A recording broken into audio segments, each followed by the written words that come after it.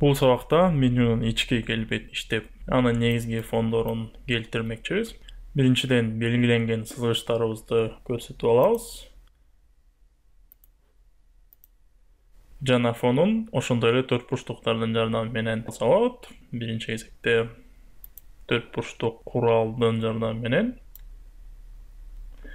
төмөнкүдөй чийилди. Аны тууралап чет жактарын келтирип алабыз. Жана экинчи ыкмасы ошол эле бар төрт бурчтугубузду Alt клавишасын басып түгөйүн чыгарып алабыз. Жана биз бул жерде байкагандай ичине жетпей жалды, аны түздөп алабыз.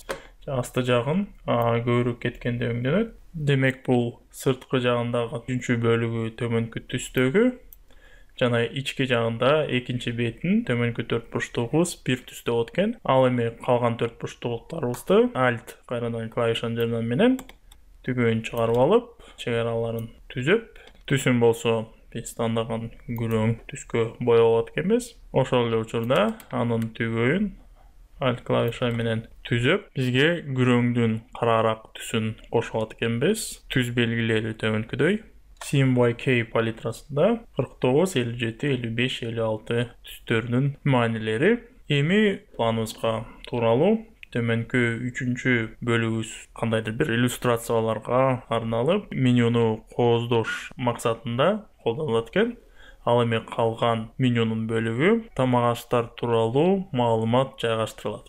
Демек, кайсы жерден үчүнчү бөлүгүбүздү бөлүп алып, силер көрүп жаткан бул сызгычтагы координата белгилерин алып биздин ички менюбузга түшүргөнгө аракеттенебиз. Муну кандай кылып атабыз? Аны белгилеп алабыз биринчиден.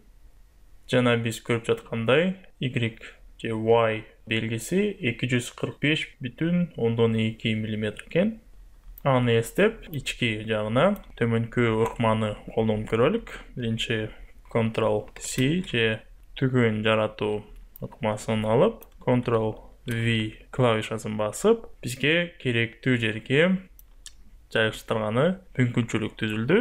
Эми дана ушул жерден ошол менюга тиешелүү иллюстрацияларды жайгаштырганы шарт түзүлдү десе болот. Анда эмесе эмки сабакта тексттин негизги бөлүктөрү менен иштеп баштайбыз. Жана менюнун ичиндеги тамак аштарга тиешелүү маалыматтарды жайгаштырып, менюнун келбетин өз калыбына келтиребиз.